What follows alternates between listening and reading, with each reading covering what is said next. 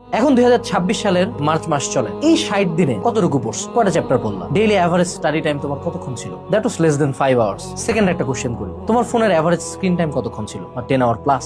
আসলে পড়াশোনা করতেছো? তুমি কি কামব্যাক আসলে দিতে চাও? কয়টা কোর্স কিনছো এখন পর্যন্ত? কয়টা প্রোগ্রামে ভর্তি হইছো? কয়টা সাইকেলে এনরোল করছো? কয়টা ভাইয়ের লাইভ দেখো রেগুলার? কয়টা চ্যানেলে সাবস্ক্রাইব করা তোমার? এখন পর্যন্ত কয়টা প্লেলিস্ট করছো? কয়টা বই কিনছো? কয়টা কোচিং এ যাও? কেন মনে হয় তুমি প্রতিবার সেম কাজ করবে আবার রেজাল্টটা ডিফারেন্ট আসবে? তুমি সেম টিচারের কাছে পড়ো, সেম ফোন চালাও, সেম কোর্স করতেছো, সেম ভাবেই পড়তেছো, বাট এবার ডিফারেন্ট হবে? একটু মোটিভেট, তাই আর কতদিন এমনি যাবে? তোমার মা এখন রান্নাঘরে কাজ করতেছে, যায় তার রান্নাঘরটা একটু দেখে আসো তো। তোমার বাপের রুমটাতে যাও, তার কাপড়গুলা দেখো, ফোনটা দেখো, তার জুতাটা দেখো, তোমার দিকে তাকাও। কি করতেছো তুমি লাইফের সাথে বলো দেখি? বাংলাদেশ কিন্তু খুবই কম্পিটিটিভ একটা জায়গা। মাত্র 2% 5% মানুষজন চান্স পায়, মাত্র 10% মানুষজন পাস করে, জিপিএ 5 পায়, ভালো করে লাইফে। তুমি যেভাবে চলতেছো সেভাবে কি পারবো বা? হবে না, এটা তুমিও জানো। সবচেয়ে মজার কথা, তুমি এটা নিয়ে কখনো চিন্তাই করো না। চিন্তা করতে হলে তোমার ভয় লাগে, সেই ভয় দূর করার জন্য কি করো তুমি জানো? আবার ফোনটা চালো। আসলে মানুষের ভুল রিয়েলাইজ করা খুব জরুরি। আমি যদি কাদার মধ্যে পড়ে উঠতে চাই, আমাকে বুঝতে হবে আমি কাদার মধ্যে পড়ছি। বের হওয়ার রাস্তা হলো ফোনটা রাখো, ফেসবুক ইউটিউব আনইনস্টল করো।